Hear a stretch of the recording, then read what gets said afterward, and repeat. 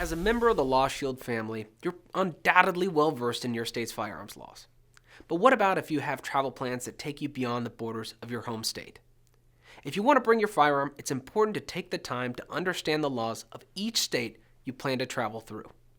Unfortunately, even if you have a license to carry or handgun permit issued by your home state, there is currently no national reciprocity. It's very important to remember when you're a guest in another state, all of their laws apply to you, even those that limit the Second Amendment you enjoy at home. There's no standardization of gun laws within the 50 individual states, the District of Columbia, not to mention Native American reservations and lands. Even states that are thought of as gun-friendly have peculiar quirks in their firearms laws. The firearms laws of each state are as varied as the natural wonders you might find on your travels. For example, in some states, constitutional carry is in effect, which essentially allows an adult who's not otherwise prohibited by law from possessing a firearm and to carry a gun openly in many public areas without the necessity of a license or permit. In other states, it's illegal for a non-resident to even possess a firearm in the passenger compartment of their vehicle. To help illustrate this further, please enjoy a few gun law quirks courtesy of a couple of states here in the Union. In Montana, you're prohibited from carrying a firearm openly or concealed into any establishment that serves alcohol, period.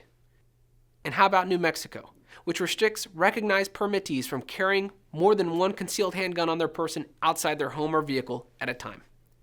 Beyond these oddities, there are some very serious crimes you could inadvertently commit simply by traveling into a state with different laws. For example, Colorado has a maximum 15-round magazine capacity limit law. If you were to travel with your AR into Colorado and encounter law enforcement with an extended or high-capacity magazine, you'd most likely be taking a trip to the local jail and facing serious criminal penalties.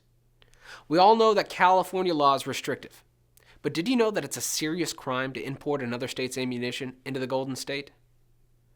Luckily, many states have reciprocity agreements, or at least recognize other states' licenses and permits to carry handguns.